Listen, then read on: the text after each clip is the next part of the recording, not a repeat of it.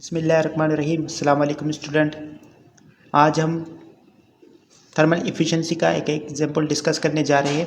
पिछली वीडियो में हमने थर्मल एफिशिएंसी का जो फार्मूला देखा था, आज हम उसका एग्जांपल करने जा रहे हैं। यहाँ पे कहा जा रहा है कि heat is transferred to a heat engine from a furnace at a rate of 80 megawatt.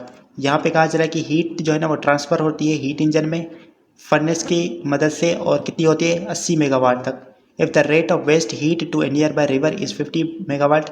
और जो वेस्ट हीट है ना, जो वेस्ट हीट होगी वो कितनी हमारे पास 50 मेगावाट है।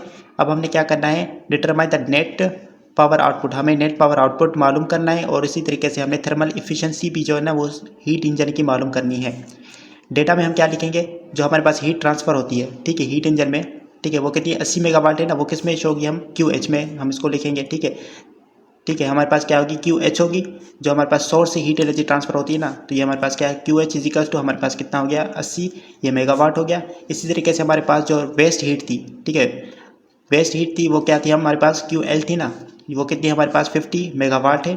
इसी तरीके से हमने मालूम क्या करना है, नेट पावर आउटपुट, यानी हमने वर्क डन ही मालूम करना है, नेट वर्क आउटपुट हमें मालूम करना है, और इसी तरीके से हमें थर्मल एफिशिएंसी भी मालूम करनी है। ठीक है, तो यहाँ पे हमारे पास सॉल्यूशन क्या होगा, अब देखिए, नेटवर्क आउटपुट का फार्मूला हमारे पास क्या था, ठीक है, हमारे पास फार्मूला क्या था, QH माइनस QL था। ठीक है, अब हमारे पास QH कितना है, 80 मेगावाट है। इसी तरीके से हमारे पास जो है ना, इसी तरीके से हमारे पास जो है वो QL है, वो कितना है 50 है। इन दोनों को जब हम माइनस करेंगे तो हमारे पास कितना हो जाएगा, नेटवर्क आउटपुट कितना हो जाएगा, 30 मेगावाट हो जाएगा। तो यहाँ हमने क्या कर लिया, वर्क हमने मालूम कर लिया। अब हम क्या करेंगे, थर्मल इफिशिएंसी मालूम करेंगे। थर्मल इफिशिएंसी का फार्मूला हमारे पास क्या था, नेटवर्क आउटपुट अपॉन हमारे पास क्या था, हीट इनपुट था, इजिकल। तो अब हमारे पास जो है ना वो वर्क कितना है, हमारे पास 30 है, और हमारे पास जो है ना वो इनपुट, यानी इनपुट जो वर्क था, इनपुट हीट हमारे पास कितनी थी, 80 मेगावाट थी। ठीक है, तो यहाँ पे हमने लिखा, इन दोनों को जब हम डिवाइड करेंगे तो हमारे पास जो थर्मल इफिशिएंसी कितनी आएगी, 0.375।